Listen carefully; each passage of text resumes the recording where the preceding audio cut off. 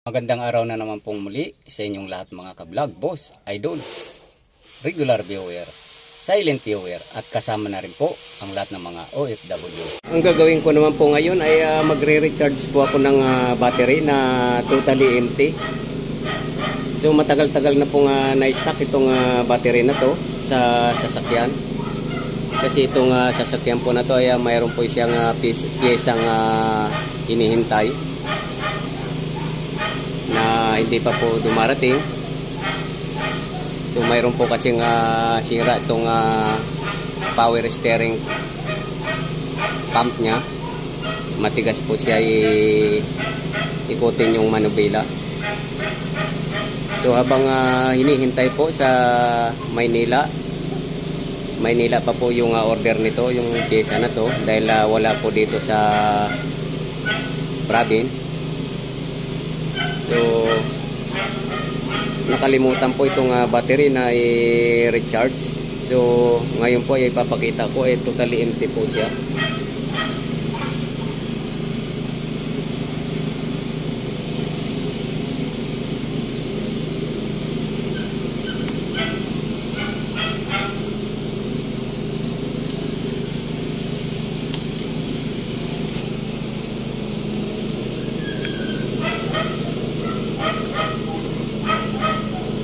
Ayan po, hindi po umiilaw yung test light po.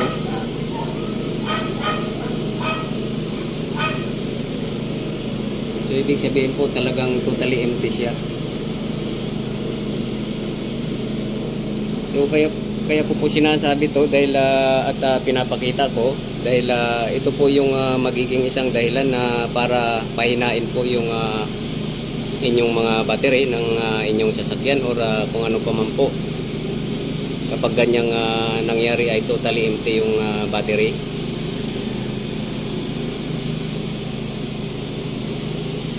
Kasi hanggat maaari po ay wag na wag po nating i-totally empty yung battery natin. Kasi diyan po nag-uumpisa yung battery na bumababa na po yung ano niya, buhay niya. Ibig sabihin yung efficiency po or yung buhay niya kung sa 100% po unti-unti pong bababa ng bababa hanggang pupunta po siya ng 80% hanggang yung buhay niya hanggang sa madidrain ulit ay magiging 50% na lang po. Pahina po siya ng pahina. So, chichikin po natin yung charging output, yung charger na gagamitin ko. Ayan po yung charger. So, ito po yung clamp nya. Ito.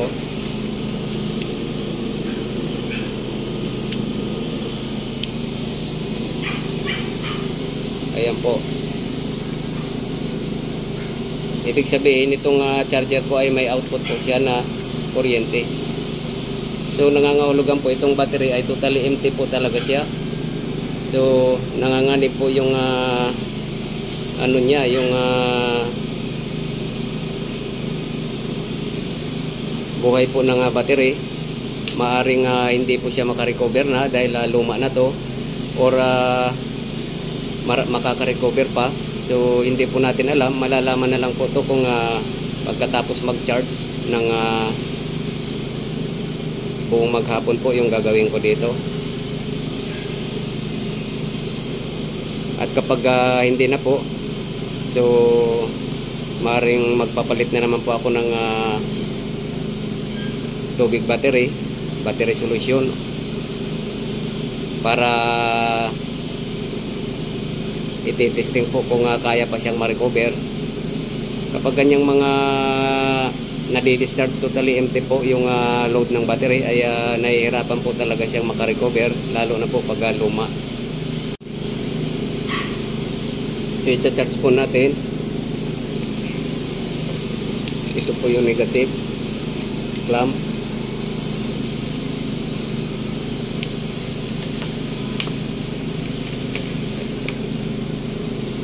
At ito po yung positive.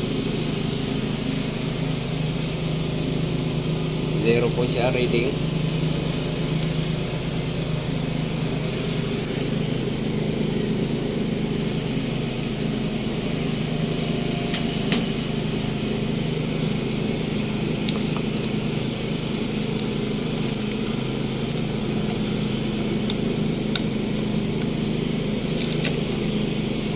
Ayan.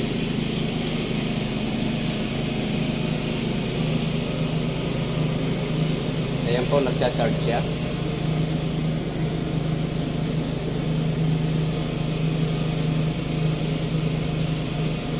Iangat po natin ng konti. Mamax mo.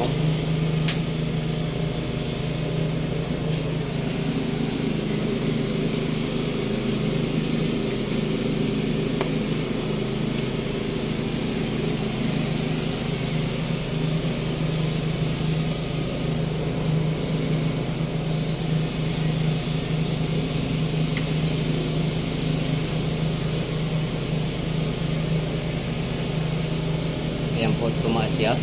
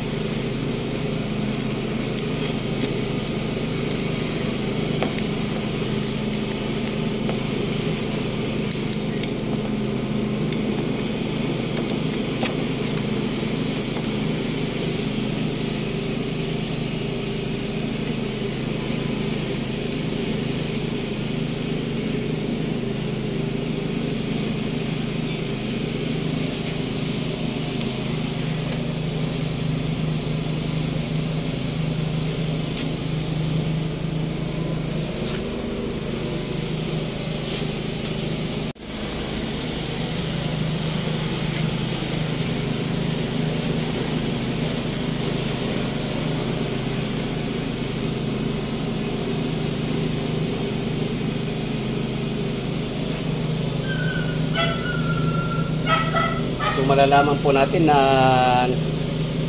talagang totally empty po yung battery dahil napakataas po ng reading niya. So babaan po natin ng konti.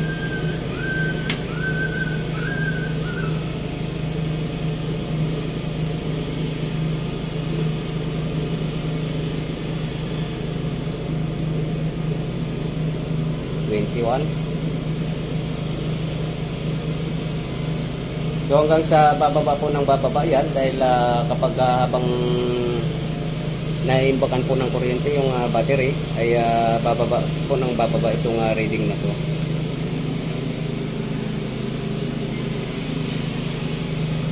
So yan po yung palatandaan po na yung battery ay talagang nag-totally empty siya.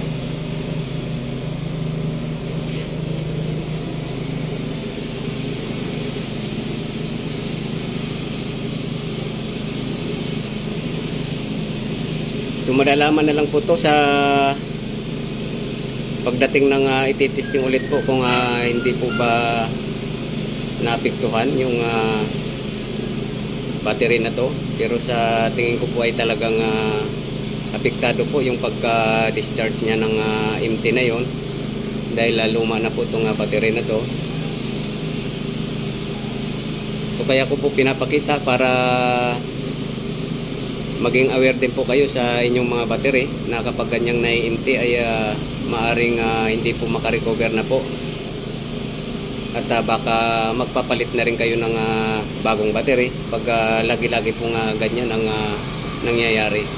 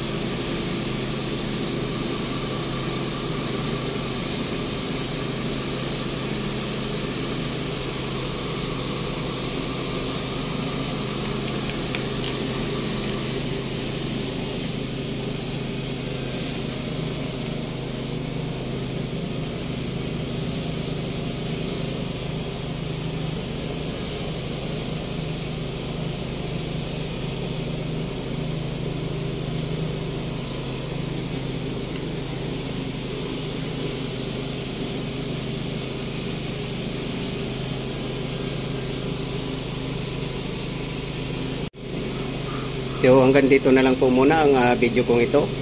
Please like, subscribe na lang po and hit notification bell para sa susunod na mga video. God bless you all po.